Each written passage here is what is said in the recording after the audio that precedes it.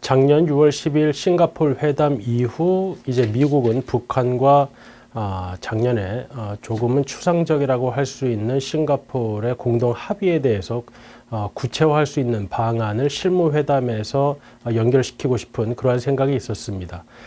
그런데 작년 7월 폼페이오 장관이 이제 평양을 방문한 이후 북한과의 실무 협상이 원활하게 진행되지 않았고,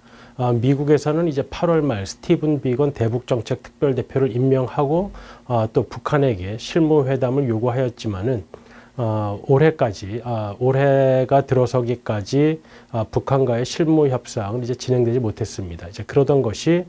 2월 27, 8일에 트럼프 대통령에게 이제 정상회담을 제안을 한 것이 이제 트럼프 대통령이 받아들이고, 또 정상회담 준비를 위한 실무협상과 함께 이번 회담을 위한 실무협상이 진행이 되었습니다. 그렇기 때문에 이제 여러 가지 이제 우려가 생겼던 것들이 실무협상을 위한 기간이 충분하지 않았기 때문에 과연 2차 정상회담에서 두 국가가 구체적인 합의안을 도출할 수 있을 것인가에 관한 우려가 나왔었는데요.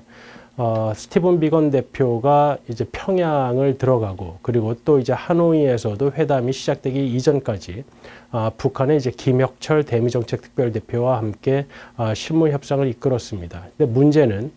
두 국가가 회담에 들어가기 앞서서 보여준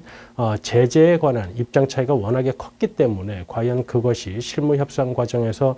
좁혀질 수 있을까 하는 이제 우려가 있었고, 스티븐 비건 대표는 미국의 입장을 이제 개략적으로 설명하는 자리에서 미국이 정치 외교적 조치, 특히 이제 종전선언이라는 단어와 연락사무소라는 단어를 구체적으로 쓰지는 않았지만 그러한 부분에 있어서는 보다 유연하게 접근할 가능성을 내비쳤고, 다만 북한이 원하고 있던 제재 완화 혹은 제재 해제에는 여전히 강한 입장을 보이는 것으로 나타냈습니다. 그렇기 때문에 과연 실무 협상에서 어느 정도의 타협이 이루어질지에 대해서 우려가 많았던 것이 사실입니다. 이번 2차 회담이 이제 결렬되면서 이제 언론을 중심으로 트럼프 대통령이 처한 미국의 국내적 정치 상황, 특히 이제 회담 기간 동안 이제 워싱턴에서 열렸던 마이클 코언 변호사의 이제 상원 청문회, 그리고 이제 그동안 이 대북 정책에 특별히 관여하는 것처럼 보이지 않았던 존 볼튼 국가안보보좌관이 하노이의 회담에서 특히 확대 정상회담에 배석한 것이 이번 회담에 결렬된 중요 이유가 아닌가 하는 그러한 보도가 많이 나왔습니다. 그런데 이제 문제는 그 두 가지 이유를 이번 협상 결렬의 주된 이유로 본다면 우리가 어떤 대안을 제시하기가 매우 힘들어지는 것이죠. 트럼프 대통령의 국내 정치 상황을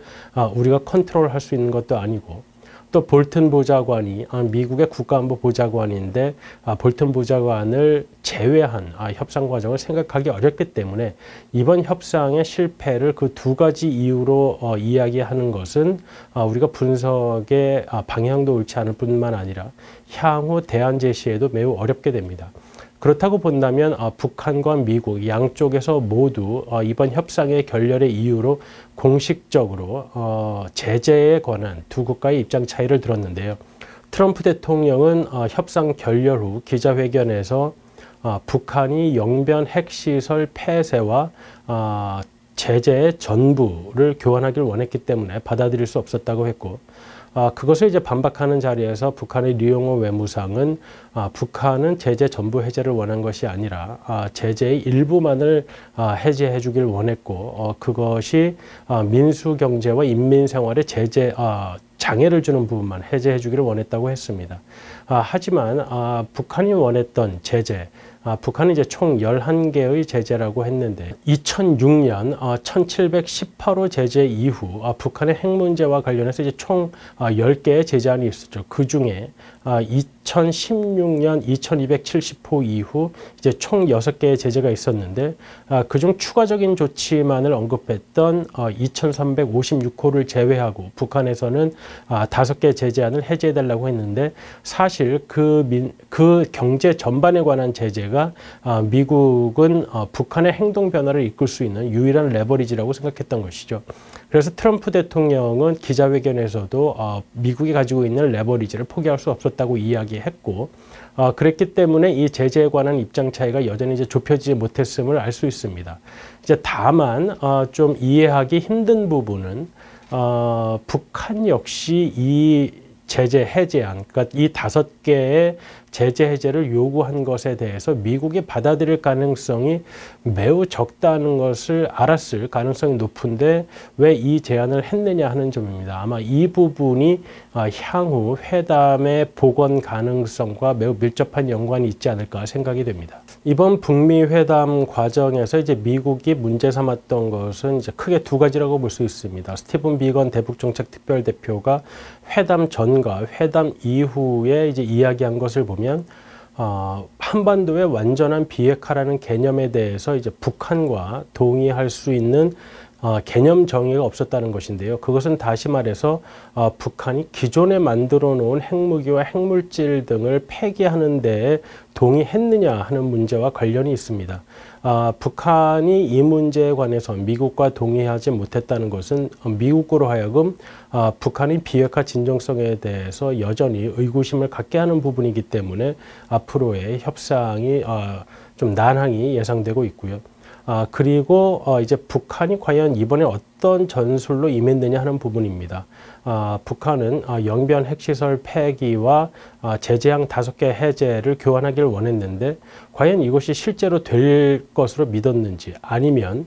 이것이 향후 이 협상을 긴 과정으로 보는 중에서 어떤 전술의 일부였는지에 따라서 향후 회담이 얼마나 빨리 복원될지가 결정될 것 같습니다. 만약 북한이 이번에 5개 제재안 해제를 요구했던 것이 향후 있을 협상의 어떤 전술적인 차원이었다면은 북한이 그 5개 제재안의 요구에서 조금 낮추는 수준의 요구를 다시 하고 그렇다고 보면 미국 역시 회담 재개에 의지를 내비쳤기 때문에 실무진 간의 협상이 비교적 빠른 시간 안에 재개될 가능성이 크지만 만약 이번에 북한이 제안했던 5개 제재안 해제와의 교환 문제가 실제로 김정은 위원장이 그것이 가능했고 또 그것만이 북한이 바라는 것이라고 한다면 북한의 내부 정리가 매우 필요할 것이기 때문에 앞으로 회담이 복원되는 데는 단순한 의지와 무관하게 시간이 걸릴 것으로 생각이 됩니다. 이제 우리 정부는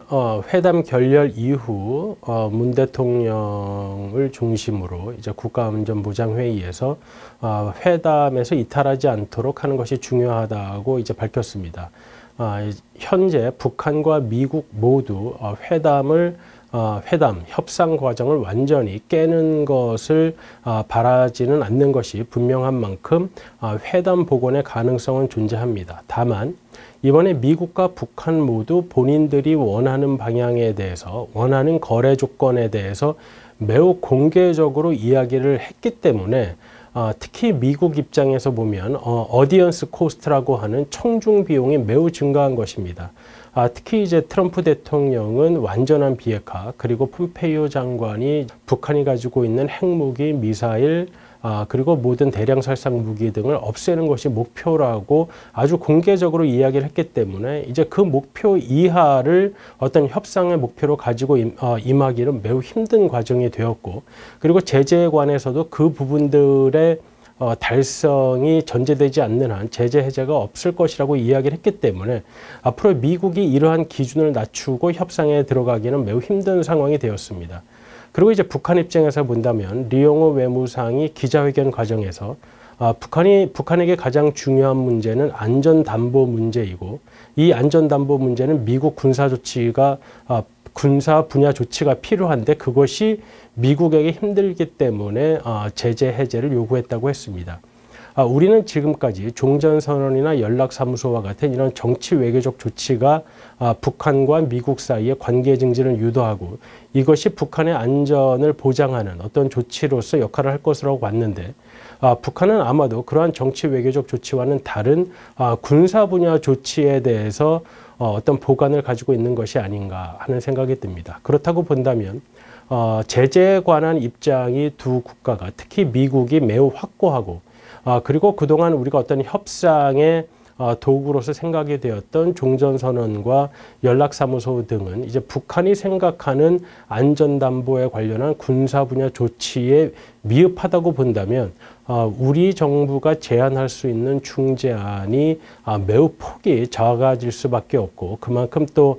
두 국가를 만족시킬 수 있는 중재안을 제시하기가 어렵기 때문에 당분간 우리 정부가 이제 고민에 빠질 수밖에 없는 그런 상황이라고 보겠습니다. 그렇기 때문에 이제 우리는 이제 북한과 미국의 두 정상이 협상을 함으로써 어떤 속도감 있는 비핵화와 제재 해제 및 완화 그리고 이제 경제 지원 등이 교환할 수 있는 그러한 빅딜을 바랬었는데 이번 2차 회담을 겪으면서 과연 그 방식이 이제 최선의 방식인가 하는 문제를 고민하게 됐습니다. 특히 이제 유엔의 제재 해제 및 완화는 물론 미국의 영향력이 가장 크다고 할 수 있지만 안보리의 결의로 이루어진 것이기 때문에 혹시나 이러한 부분에 있어서 영국이나 프랑스의 의견을 도외시한 채 미국이 주도적으로 이야기하는 것이 가능한 것인가 하는 문제도 있습니다. 그렇기 때문에 지금 양자 간, 북미 양자 간에 진행되는 이 회담의 구조가 과연 지금의 문제를 해결하는 데 가장 적합한 구조인지 아니면 이란의 핵협상 때와 같이 이것을 다자간의 틀로 만드는 것이 보다 적합한지 이제 정부에서는 충분히 고민할 필요가 있다고 생각이 됩니다. 지난 9월 이제 남북한 간에 이제 군사 분야 합의서를 이제 작성을 했고 그것에 따라서 이제 군사 분야의 긴장을 완화하려는 노력이 많이 이루어지고 있지만 군 본연의 입장에서 완전한 비핵화가 이루어지기 전까지는 완전한 비핵화가 이루어진 것이 아니기 때문에 본연의 대비 태세를 유지하는 그런 것들이 필요하다고 생각이 됩니다.